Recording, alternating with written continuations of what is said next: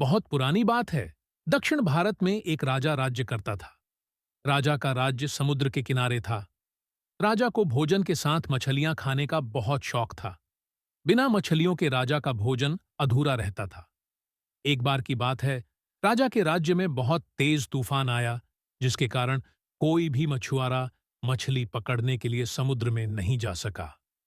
उस दिन राजा को भोजन में मछलियां नहीं मिली, जिससे राजा बहुत उदास हो गया।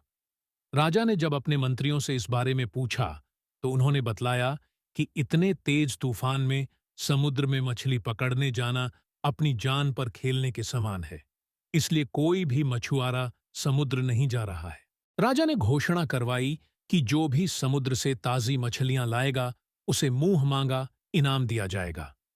राजा की घोषणा सुनकर मछुआरों के मन में लालच तो आया, किंतु कोई भी मछुआरा अपनी जान जोखिम में डालने के लिए तैयार नहीं हुआ।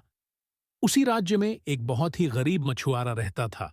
उसे जब राजा की इस घोषणा का पता चला, तो अपनी दरिद्रता दूर करने के लिए वह अपनी जान की परवाह किए बगैर समुद्र में चला गया। समुद्र में उसने जाल फेंका, जिसमें कई बड़ी बड़ी मछलियां फंस गईं। मछुआरा मछलियां लेकर राजा के महल पहुंच, किंतु राजा के सैनिकों ने उसे महल में नहीं घुसने दिया। राजा के एक खास मंत्री ने मछुआरे को ताजी मछलियों के साथ देखा, तो मछुआरे को अपने साथ राजा के पास ले जाने के लिए तैयार हो गया।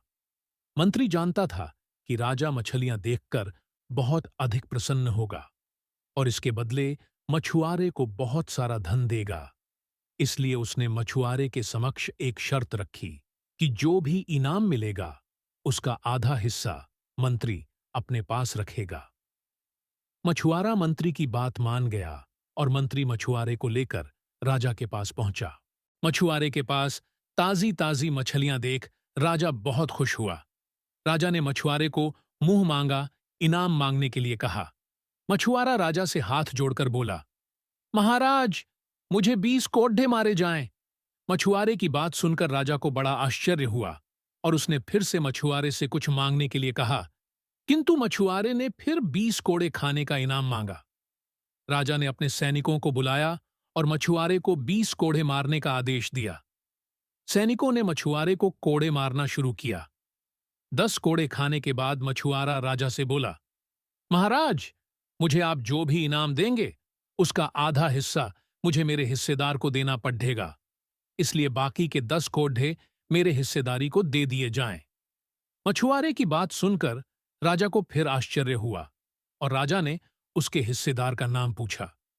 मछुआरा मंत्री की तरफ इशारा करते हुए बोला, महाराज, यही मेरे हिस्सेदार हैं।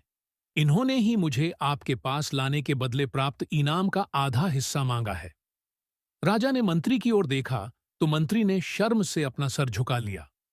राजा ने आदेश दिया कि बाकी की 10 कोड्ढे मछुआरे के हिस्सेदार को मारे जाएं।